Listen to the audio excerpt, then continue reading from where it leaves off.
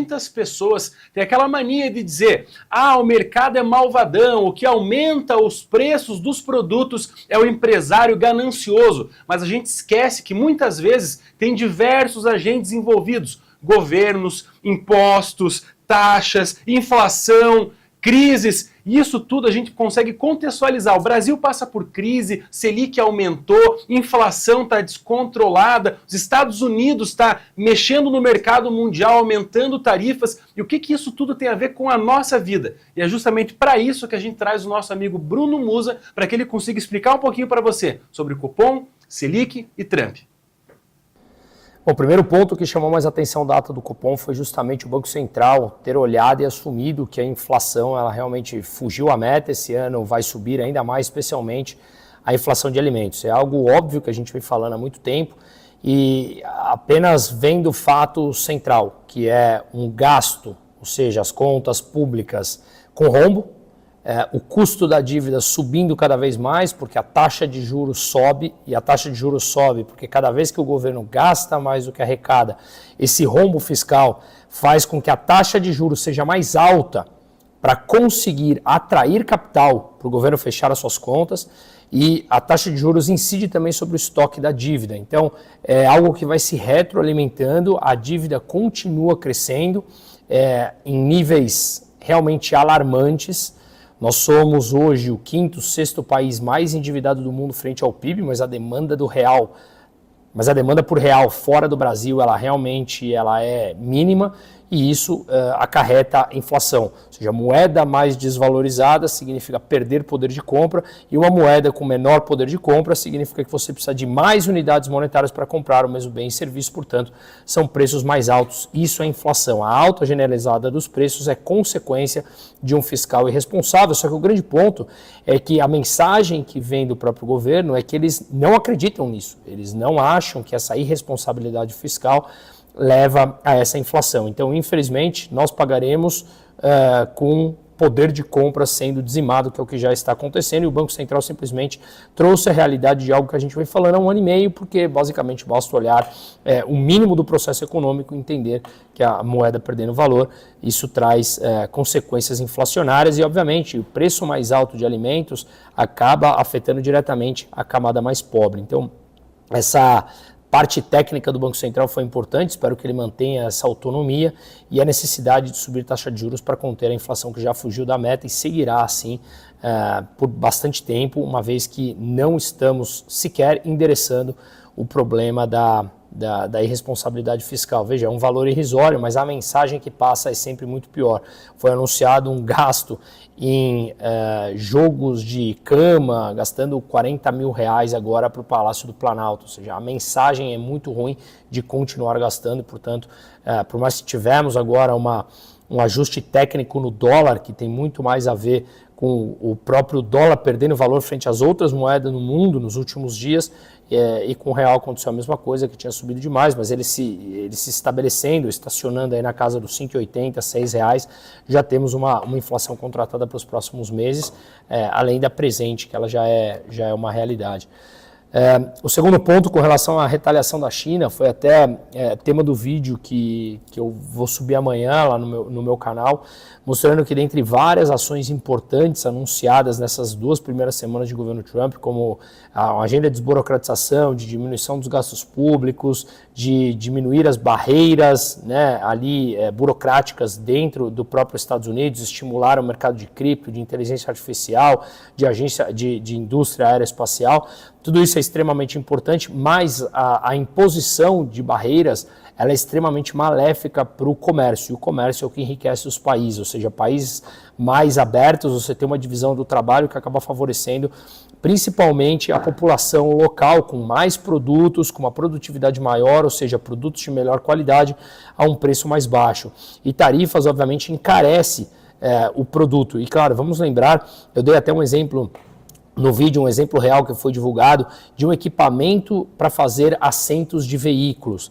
Então esses equipamentos, a matéria-prima, um dos insumos é importado da Ásia, ele vai para os Estados Unidos, dos Estados Unidos ele vai para o México para passar pela próxima parte da cadeia produtiva, do México volta aos Estados Unidos para voltar ao México para depois ir para as fábricas de automóveis, seja nos Estados Unidos ou no Canadá, e uma vez no Canadá ela pode novamente voltar para os Estados Unidos através de uma exportação do Canadá para os Estados Unidos. Imagina se todo esse processo que faz parte dessas cadeias produtivas globais conectadas, cada país colocasse uma barreira, uma tarifa comercial. Os preços chegariam praticamente inviáveis de produtos e serviços na ponta final. Mas isso faz muito parte também da técnica do próprio Trump. Vale a pena e recomendo a leitura do livro The Art of Deal, a arte da negociação, que ele fala claramente como negociar encurralando, colocando pressão nos seus opositores. Então, acredito que faça parte disso.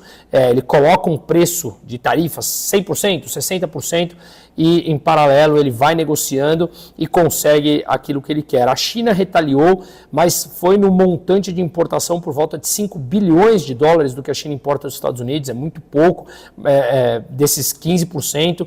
Outra parte foi taxada ou mantida, essa tarifa de 10% da China importando dos Estados Unidos. O Trump veio a público hoje e falou que não está preocupado com isso, e de fato são montantes irrisórios. O que vale aqui é a mensagem que a China passou, até falando em investigar o Google, em antitrust e tudo mais, ou seja, uma mensagem de que ela pode, a China, retaliar também acima da parte das tarifas comerciais. Acho que, no geral, esse é o grande ponto. O Trump falou que vai falar com o Xi, o presidente chinês, nos próximos dias, e deve fazer parte do que ele descreve passo a passo no livro The Art of Deal, né? A arte da negociação, como eu citei aqui.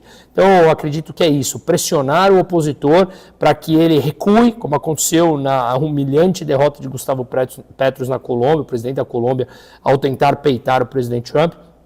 E que agora eles tiveram que recuar, e veja que o próprio México e o Canadá também conseguiram mais 30 dias nessa tática de aceitar algo, recuar, os Estados Unidos recuam e provavelmente terão algum tipo de imposição de tarifas, mas um nível menor do que o anunciado. Veremos como isso se desenrola e faz parte do Trump, e estamos falando dos Estados Unidos, que é a economia mais importante do mundo.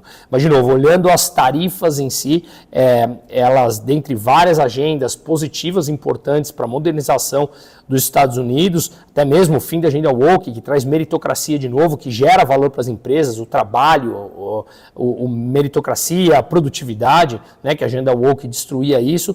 Em meio a tantas agendas positivas, a gente vê essa que pode sair como um tiro na culatra se essas tarifas realmente forem impostas, e não apenas aos consumidores e à indústria americana, mas também de forma geral. Vamos lembrar que quando você impõe tarifas, esse dinheiro ele é usado para subsidiar produtores locais, e o subsídio mantém ineficientes determinadas indústrias em funcionamento. Então, é uma transferência de renda do consumidor, que paga mais caro um produto com menos opções, né, uma vez que você diminui o comércio pelas tarifas, e você transfere para os produtores, mantendo muitos deles ineficientes. Então, como conceito econômico, ele realmente é muito ruim para o comércio como um todo. Mas amanhã, às 7 da manhã, esse vídeo vai estar disponível com todos os detalhes e fontes lá no meu canal do YouTube. Pessoal, então, para contextualizar essa fala do Musa, nós vamos ouvir alguém que está na ponta, que está vivendo essa situação, que é o Ricardo, que mora no Canadá. Ele é engenheiro e ele vai explicar um pouquinho sobre como os canadenses estão enxergando esse movimento do presidente americano. Então, a percepção da população canadense foi de ofensa. Historicamente, os Estados Unidos e o Canadá sempre foram parceiros comerciais, não tiveram boa relação. Então, essa medida foi exibida com surpresa, quase como que um fogo amigo.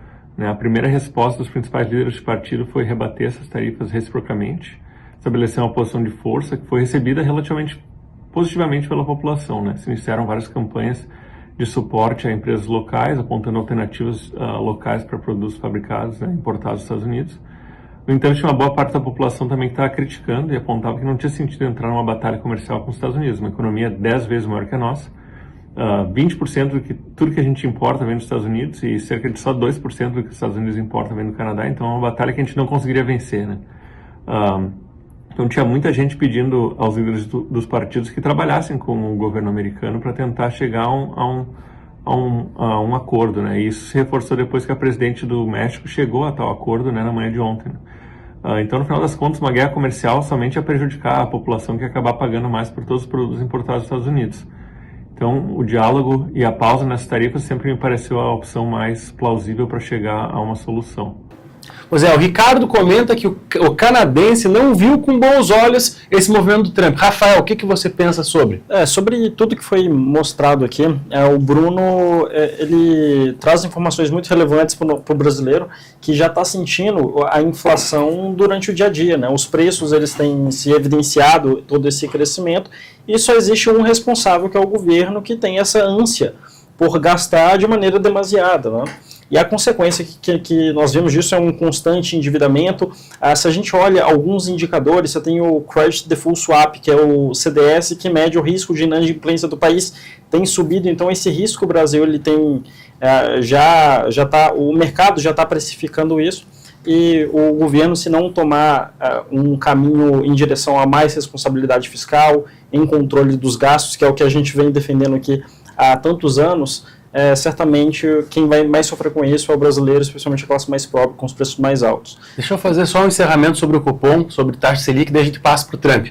O que está acontecendo no Brasil, vou trazer um exemplo mais do interior, assim, é igual você encher o bucho de comida e ficar tomando Estomazil. A solução é tomar Estomazil? Não, é você parar de comer igual um porco. É exatamente isso que acontece quando você aumenta a taxa de juros. Você torna todos os negócios mais difíceis, as pessoas param de comprar um pouco e a economia desacelera. Então a resposta não é tomar Estomazil, é comer um pouquinho menos. A resposta não é ficar aumentando o juro, é parar de gastar igual um desgraçado. Tá bom, Lula? Agora passo para o Trump. Não, perfeito. Agora, sobre o comentário do nosso amigo Ricardo, ele tem razão. A gente tem que elogiar o Trump quando ele toma medidas corretas, como a defesa da liberdade de expressão, o ataque a essa cultura woke, as críticas aos vários defeitos que o governo Biden tinha. Mas também a gente tem que criticar quando o Trump erra. E a tarifa comercial, todas essas medidas protecionistas, elas premiam a ineficiência e, em contrapartida, a população vai ser obrigada a pagar por um serviço mais caro. Ele trouxe uma informação muito relevante, que é a relação assimétrica que existe entre o Canadá e os Estados Unidos. Os Estados Unidos é a maior economia do mundo e o Canadá, frente aos Estados Unidos, é uma economia muito pequena, então certamente os canadenses vão sofrer mais com isso. O problema de desindustrialização nos Estados Unidos é um problema real, sim, mas o que o Trump deve fazer, ao invés de aumentar as barreiras comerciais, aumentar as tarifas, seria melhorar as políticas internas para que as indústrias voltassem a enxergar os Estados Unidos com bons olhos para desenvolver seus negócios, que é diminuindo os impostos nacionais, diminuindo toda a burocracia, para que os Estados Unidos volte a ser um lugar atrativo para os investidores. A minha percepção disso é sempre voltada para o livre mercado. Eu vejo gente defendendo que nós deveríamos aumentar impostos da China, que isso vai proteger o produtor nacional. Mas faça um raciocínio comigo. Se o cara consegue produzir uma coisa do outro lado do mundo, mandar de navio para cá, e ainda chega mais barato do que produzir do lado da tua casa, o problema não está lá, está aqui. E é justamente isso que você tem que começar a imaginar. Então, o livre mercado, na minha percepção, ela sempre vai ser a melhor saída, porque o consumidor, no final das contas, paga mais barato. Claro, é um tema complexo, um tema que a gente deveria explicar há muito tempo, debater há muito tempo, mas eu vou na linha de raciocínio de que o livre mercado é melhor do que um político se metendo na vida dos outros.